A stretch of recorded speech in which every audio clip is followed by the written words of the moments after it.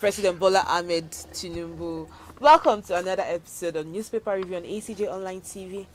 Your regular hosts, Lomanze Chiamaka, and definitely Abdusalam we Aminu. missed you last weekend. Thank you very much. I went home to see my family. It's necessary. Thank you.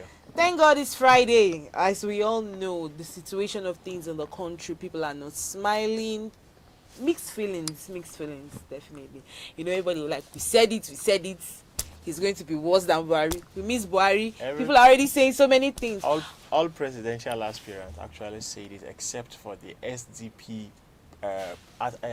aspirant that said he's going to review the subsidy. Okay. But all other aspirants said subsidy was going to go, yeah. But it's just that every aspirant was like, okay, there will be a due process. Yeah. Even I think President Tinubu, but the honest truth is, we're going to be finding out as in the root cause of why we're going through this pain.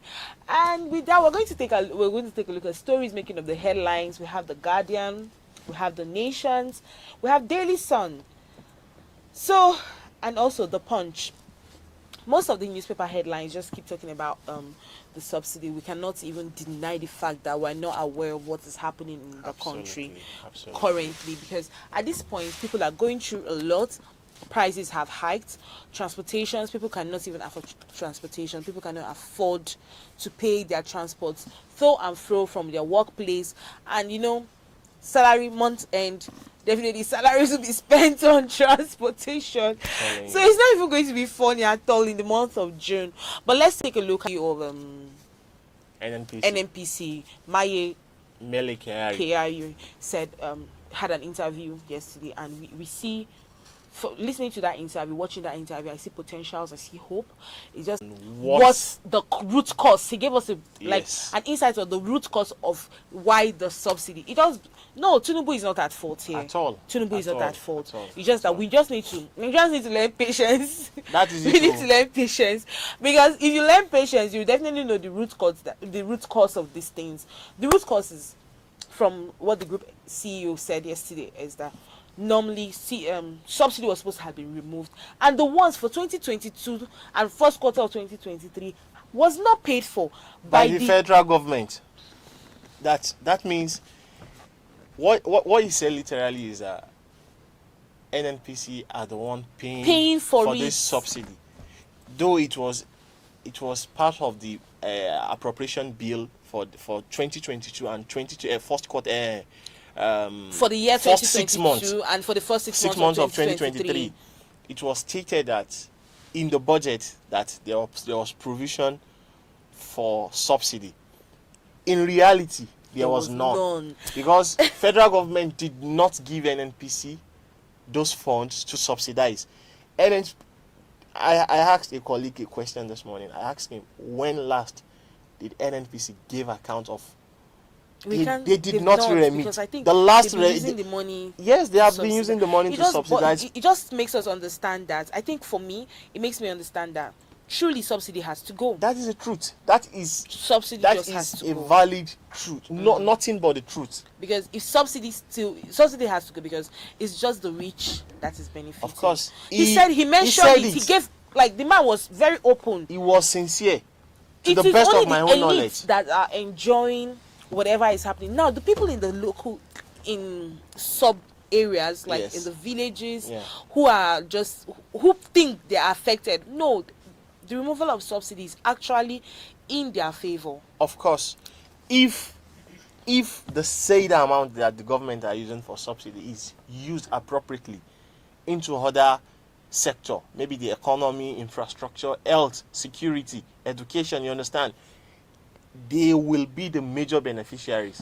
Because there is something that I saw yesterday on the social media of a custom officer lamenting on him. He prevented some trucks from leaving the Nigerian border to Cameroon. Okay. The funny part is those trucks are NNPC trucks. NNPC, you understand? Those trucks are taking Nigerian subsidized petrol to Cameroon. Wow. These things have been happening for years. We've read stories, we've listened to arguments. People have said a lot on that particular incident that we subsidize for our neighboring countries. I never believed until yesterday that I saw the video. He said that video was recorded. That incident happened yesterday. The guy said, he made mention of his name. He's a Yoruba guy. He said he has been in this border, is it 11 or 13 years, this particular border. There is nothing he hasn't seen. Now the government has removed the subsidy. These people are now taking, because in that video he said these trucks are being parked nearby. Wow. Near to the border. Once the government announced that subsidy is gone, they took those trucks, moving them to Cameroon. Petrols that were subsidized, commodities that were subsidized for Nigerians, are taken to Cameroon, Chad, Niger, Benin Republic. I also, when President Tinubu make that statement, I read a report from someone. He said it is now that Benin Republic, we know, as in their citizens, we know the true effect, because he said Nigeria has been the major supplier of Nigerians. Nigerians actually have been the major supplier of petroleum products to Benin Republic, because you know you cannot compare the economy of Benin Republic to Nigeria. So they literally don't have the capacity to do it. Nigerians owns those refineries, those petrol stations over there. Nigerians own them. So they transport petroleum products from Nigeria to Benin Republic, those countries. And imagine, Nigeria subsidized products for his citizens.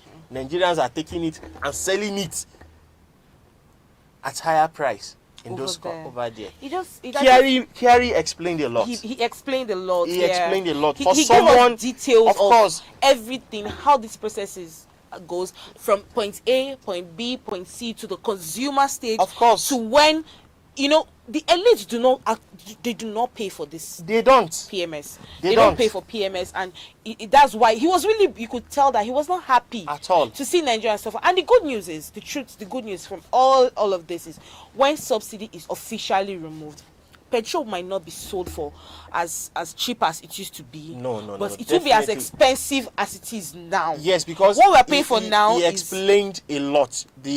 Because the guys on the Arise were asking him how did the NNPC derive at that price, that band they are using, that 570. The man did not commit himself. He didn't. He explained literally.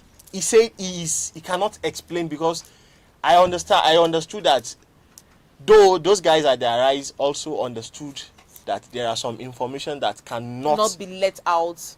You understand? But he let them see reasons why the band we are seeing today is at that rate. A lot of things have to be considered, from the storage facility to the unions to the transporters. You understand? A lot of maintenance fee, a lot of fee have to be paid. And in summary, he said this has to do with the foreign exchange. The foreign exchange is the major determinant. You understand? The foreign exchange is the major determinant. How much did I access dollar? Okay. I am importing. You understand? How much did I access dollar? Let's say CBN rate is 460 officially. Black market is around 750, 730. I think it's about 600. It was about 600 last time at the close of yesterday. Market. That was, you know, Nigerians should expect some tough decisions from this administration. Kyari was saying yesterday is, if that subsidy is not removed, Nigeria might become bankrupt. I know. Imagine a nation of Nigeria, Nigerian size, becoming bankrupt. Because people might think it's impossible for Nigeria to be bankrupt. Let me cut you short. You see, the thing is this, right? Nigerians, what Nigerians are saying is, it was just too sudden. But then I wish the president or someone from the government could address the nation. Because it wasn't everybody who watched the interview yesterday. Okay. I stumbled on the interview because I already saw he was going to be on Arise TV. So I went on YouTube and I watched. Yeah. So everybody